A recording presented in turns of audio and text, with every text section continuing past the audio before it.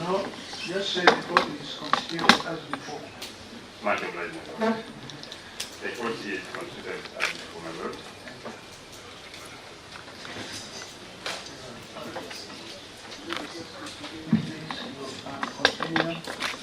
Thank you, my Lord Chief Justice. The elements of the right to a fair hearing, as highlighted in Article 28(1) of the Ugandan Constitution, are similarly expressed in various international covenants, the pertinent one for present purposes being the International Covenant on Civil and Political Rights. The United Nations Human Rights Committee has since pronounced itself on Article 14 of the ICCPR in its General Comment number 13 of 1984 and General Comment number 32 of 2007. General Comment number 13 proposes that the trial of civilians in military courts should ensue in very exceptional circumstances and in conditions that genuinely abide the dictates of Article 14 of the ICCPR. It was in January 2006 supplemented with the draft principles governing the administration of justice through military tribunals. The draft principles on military tribunals were rooted in the 1984 General Comment number 13 and must now be construed with due regard for the committee's revised position as encapsulated in the 2007 General Comment number 32.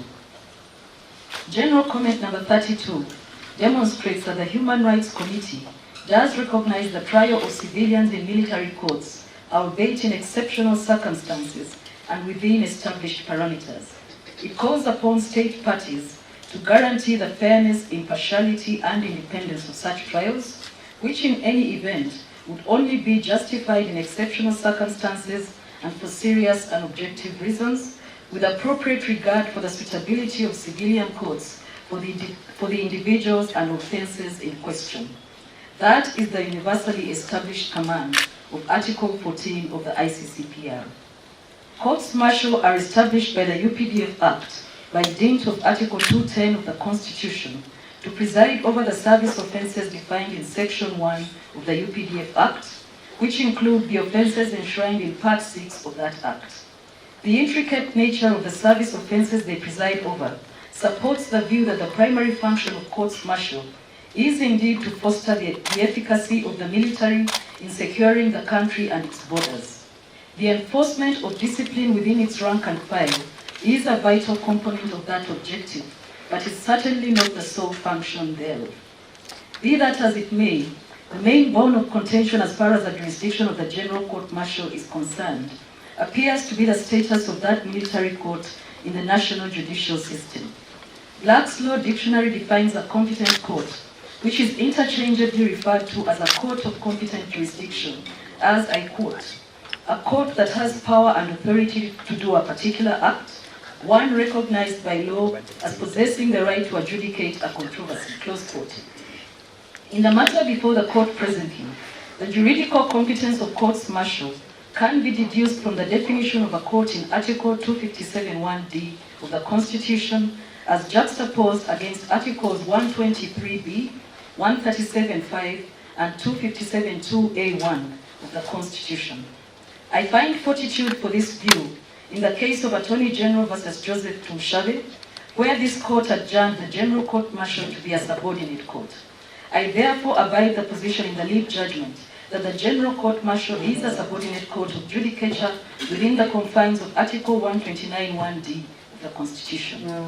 However, the respondent extends his displeasure to the legislature, faulting it for supposedly exceeding its legislative powers when it created the General Court Martial under the UPDF Act and conferred it with criminal jurisdiction over non-military persons and civil offences. Parliament has a broad legislative mandate under Article 79(1) of the 1 and 3 of the Constitution to enact laws in the interest of national peace, order, and good governance. Article 210(a) and (b) further empowers Parliament to enact laws that govern the UPDF's organs and structures, as well as its discipline. Having found that the General Court Martial is indeed a subordinate court of judicature, it follows that its establishment under the UPDF Act and the delineation of its jurisdiction therein was well within the remit of Parliament. However, the scope of that jurisdiction is a matter of contention before this court. I find that the term service offence in Section 1 of the UPDF Act would encompass the offences created under Part 6 of the UPDF Act in relation to the persons delineated under Section 1171A to F of that Act, as well as offences under any other act that are committed by the same category of persons. Hence, the scope of service offences in question restricts the inclusion of civil offences to those cases where the civil offences are committed by persons that are in active military service as delineated under Section 1171A to F of the Act and on field operations. Persons that are not in active military service but only became subject to military law by dint of subsection 1171G and H of the Act would not be tried for service offences in the military courts. I now turn to the contentious question of the jurisdictional scope of the General Court-Martial over civil offences. I do acknowledge the position taken in Attorney General versus Joseph Tumushabe that there is no provision of the Constitution that restricts Parliament from vesting a subordinate court with jurisdiction that is also within the purview of the High Court. For present purposes, however, I take the view that this lacuna should be interrogated with regard to the special character of courts martial and existing international safeguards in respect of military courts. Principle 8 of the Draft Principles of Military Tribunals considers crimes committed in the course of field operations to be sufficient justification for the trial of civil offences by military courts. Indeed, Section 198(2) of the UPDF Act does recognize the function of field courts martial in presiding over offences committed in the course of field operations, I quote, where it is impracticable for the offender to be tried by a unit disciplinary committee or a division court-martial, close quotes. This position is reiterated in Section 177 of the Act, albeit with additional emphasis on a civil offence translating into a service offence, whether committed within or outside Uganda. I am alive to the character of courts martial as special courts that are set up to address a specific area of the law, having a more limited jurisdiction than the courts of general jurisdiction, being faster and often not bound to follow the same procedural imperatives, and field court martials are particularly characterized by quick processes that are not unduly bogged down by the procedural imperatives that obtain in general jurisdiction civil courts, or indeed other courts martial, given the peculiar conditions within which they operate. Indeed, the Constitution recognizes the peculiarity of field court martial when in Article 137(5) it exempts their processes from constitutional references. In those circumstances, closing such field courts martial with jurisdiction over capital offences that attract a potential death sentence might appear gravely ill-advised, but for the following two critical conditions. First, to restrict field courts martials to non-capital civil offences would be to leave capital offences that are committed in those sometimes fluid situations uncatered for and unaddressed. This indisputably would be inimical to the administration of criminal justice and an affront to the rule of law, which subjects all persons to the law.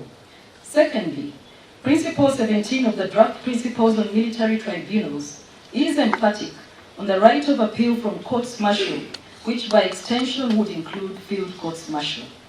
Accordingly, the right of appeal from the decision of a field court martial does provide a vital safeguard to the exigencies of their judicial processes. Its relegation to creation by subsidiary legislation is a misnomer that ought to be revisited. In the event, I would abide the proposition in Principle 8 of the Draft Principles on Military Tribunals that the circumstances under which field courts martial operate do provide sufficient justification for their jurisdiction to try civil offences, including capital offences. Having so held, and considering that the General Court Martial sits in appeal over decisions of field courts martial, I would refrain from excluding civil capital offences from its jurisdiction.